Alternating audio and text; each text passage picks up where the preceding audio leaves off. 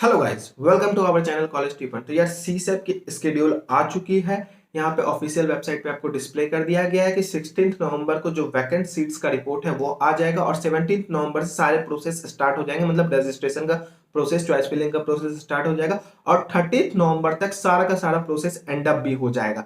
तो यहाँ पे हम डिटेल में बात करने वाले हैं किस तरीके से आपको प्रोसेस को फॉलो करना है और जो ऑलरेडी कैंडिडेट अपीयर है काउंसलिंग में, उनको सीट मिल चुका, उनको किस तरीके से प्रोसेस को फॉलो करना है, सारी चीजों को हम डिटेल में जानेंगे। उससे पहले आप लोगों के लिए एक इंपॉर्टेंट अनाउंसमेंट है कि जो भी इनफॉर्मल तरीके से हमें व्हाट्सएप पे मैसेज करते हो, अब आपको एक फॉर्मल तरीके से करना है। डेफिनेटली हम रिप्लाई देने की मैक्सिमम लोगों की कोशिश करेंगे। वहां पे क्या करना है, आपको अपने सीआरएल रैंक को डालना है, क्योंकि अब आप सीसैप के लिए पूछ रहे हो तो आपको सीआरएल रैंक से ही पूछना पड़ेगा। सीआरएल रैंक डालना, कैटेगरी आपको बिल्कुल अपनी मेंशन करनी है कि आप जनरल से हो, ओबीसी से हो, एससी से हो, एसटी से हो, जो भी कैटेगरी है आप कैटेगरी मेंशन करोगे और अपने 3-4 ऑप्शंस, जो भी ऑप्शंस है, मैक्सिमम 5 ऑप्शंस तक वहां पे आप लिख सकते हो। वहां पे इजी हो जाएगा हमको बताना कि हाँ भाई आपको कौन सा कॉलेज मिल सकता है या क्या चांसेस है कॉलेज मिलने का। तो 5 ऑप्शंस आप मैक्सिमम डालोगे, या फिर जिनको केवल और केवल सीसैप के अंदर कॉलेज चाहिए, एनआईटी चाहिए, ट्रिपल आईटी चाहिए, वो अपने ऑप्शंस में ए में ट्रिपल आईटी डाल दोगे, बी में एनआईटी डाल दोगे, जो भी आपकी प्रायोरिटी रहेगी प्रायोरिटीज वाइज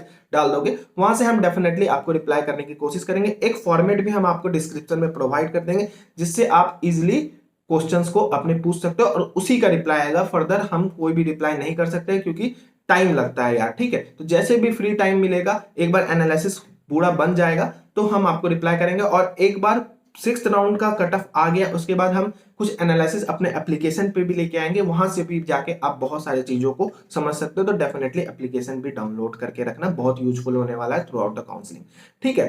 तो यहाँ पे सबसे पहले हम बात कर लेते हैं जिनको कॉलेज मिल गया है उनको किस तरीके से प्रोसेस को फॉलो करना है। लेट करो कि आपको 5th राउंड में, 4th राउंड में, किसी भी राउंड में या फिर 6th राउंड में कॉलेज मिल गया, आपने फीस एक्सेप्ट कर लिया, मतलब सीट एक्सेप्ट कर लिया फीस सबमिट करके। तो आपको जो ऑप्शंस दिया जाएगा, अभी तक जो प्रोसेस में लिखा हुआ है कि अगर ऑनलाइन होता है या फिर ऑफलाइन होता है, तो अभी जो भी सिनेरियो चल रहा है उस पे ऑनलाइन होने का मैक्सिमम प्रोबेबिलिटी है, तो हम ऑनलाइन पे ही बात करते हैं, ठीक है। प्रोसेस अगर ऑनलाइन होता है तो आपका 6th राउंड के बाद आपको एक विलिंगनेस दिया जाएगा कि आप फर्दर सीसैप में जाना चाहते हो, फर्दर सीसैप में अपने राउंड्स को देखना चाहते हो या नहीं देखना चाहते हो, ठीक है।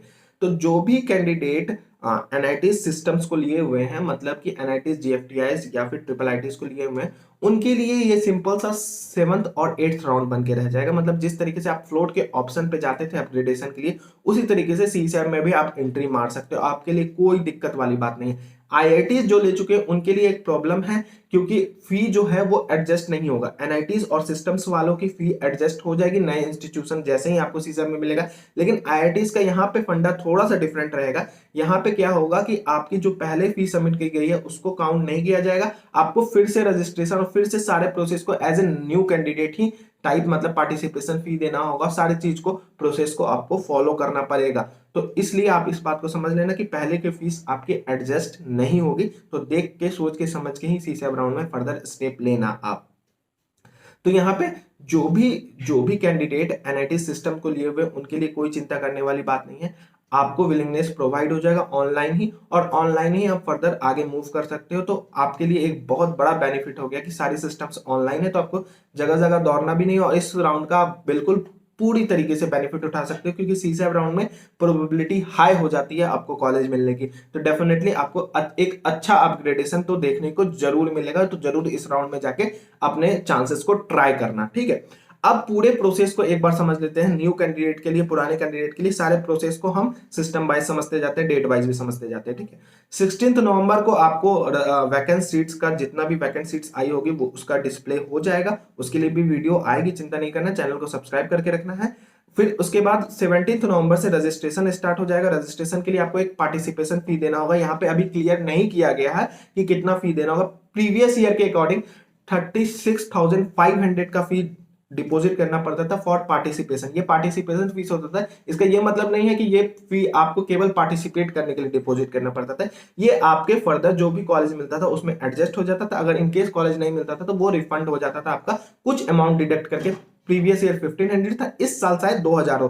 तो इस साल आपका पैसे में थोड़ा चेंज आ सकता है कि हो सकता है 40,000 कर दे, हो सकता है 35,000 कर दे, लेकिन प्रोसेस सम अराउंड ऐसा ही रहने वाला। कुछ चेंजेस आएगा तो उस पर भी वीडियो आएगा। फिलहाल प्रोसेस जैसा प्रीवियस ईयर चला आ रहा था उसी तरीके से इस ईयर भी देखने को मिल रहा है, तो कुछ ज्यादा चेंजेस आपको देखने को नहीं मिलेगा। ठीक है, उसके बाद आपने एक बार पार्टिसिपेट कर लिया। हाँ, ये बात याद रखना कि जो भी ऑलरेडी कॉलेज ले चुके हो जोसा के थ्रू, तो उनको कोई भी फीस सबमिट नहीं करना, वो उनके लिए नॉर्मल राउंड है, मैंने पहले भी बताया ये चीज को। ठीक है, पार्टिसिपेशन फी करने का 19 नवंबर को सारी चीजें चॉइस फिलिंग वगैरह एंड कर दी जाएंगे। अब यहाँ पे जो आपको चॉइस फिल करना है वो बहुत संभल के करना है, क्योंकि आपको इसका ड्रॉबैक फर्स्ट राउंड में नहीं लेकिन सेकेंड राउंड में देखने को मिल जाएगा। तो जो कॉलेज चाहिए उसी कॉलेज को भरना। अभी आपको समझ में आएगा ऐसा चीजें मैं क्यों आपको बता रहा हूं। ठीक है, उसके बाद फर्स्ट राउंड का जैसे ही अलॉटमेंट आएगा तो यहाँ पे 3-4 तरीके से आपको ऑप्शंस देखने को मिलेगा। पहला ऑप्शंस तो नॉर्मल जो आपको काउंसलिंग में, जोसा काउंसलिंग में भी देखने को मिलता था, फ्रीज, फ्लोट या स्लाइड। ठीक है, फ्रीज का मतलब आप जो कॉलेज आपको मिल चुका है, ब्रांच, जिस ब्रांच के साथ आप टोटली सेटिस्फाइड हो,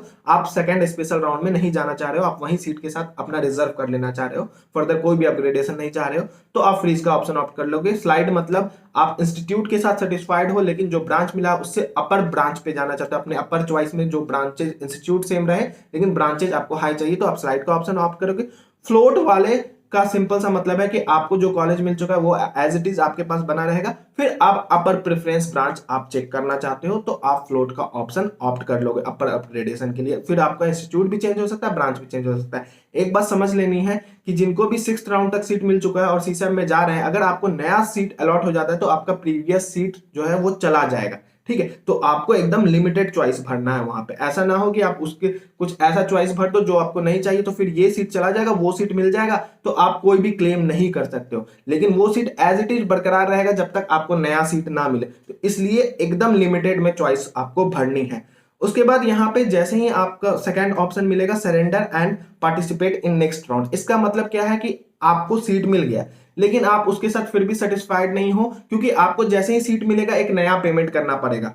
केवल और केवल उनको जो नए इनरोल हो रहे हैं, जिनको सीट मिल चुका है उनको कुछ भी नहीं करना है। ठीक है, तो जो नए इनरोल हो रहे हैं उनको फिर से सबमिट करना होगा 35 से 40 हजार के बीच का अमाउंट। तो दोबारा जो आपको फीस फिर से सबमिट करना है, मतलब एक्सेप्ट करने के लिए सीट, अगर आप वो नहीं करना चाहते हो, आपको लग रहा है कि नहीं वो मुझे को सीट नहीं चाहिए, मैं इसके लिए पे नहीं करूंगा, तो आप अपनी सीट को सरेंडर कर सकते हो, मतलब छोड़ सकते हो और नेक्स्ट राउंड में इजिली जा सकते हो। तो इसके लिए आपको ये ऑप्शन ऑप्ट करना होगा। तीसरा option, surrender and not participating in next round.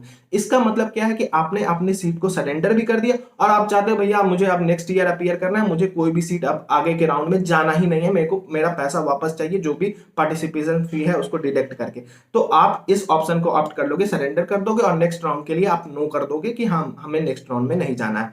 ठीक है, उसके बाद एक ऑप्शन मिलेगा कि जो जिनको सीट नहीं मिला है, ठीक है, जिनको सीट नहीं मिला और वो काउंसलिंग को छोड़ना चाहते हैं, ठीक है, तो वो क्या करेंगे, वो भी नो कर देंगे कि हम आगे पार्टिसिपेट नहीं करना चाहते हैं। बाकी जिनको कॉलेज फर्स्ट राउंड में नहीं मिला, फर्स्ट स्पेशल राउंड में नहीं मिला है, वो फर्दर नेक्स्ट राउंड के लिए ऑटोमेटिकली एलिजिबल हो जाओगे, उसको चिंता करने की कोई जरूरत नहीं जब तक आप नो का ऑप्शन वहां पे टिक नहीं करोगे। ठीक है, तो यही सारा सिस्टम होगा जो आपको फॉलो करना होगा।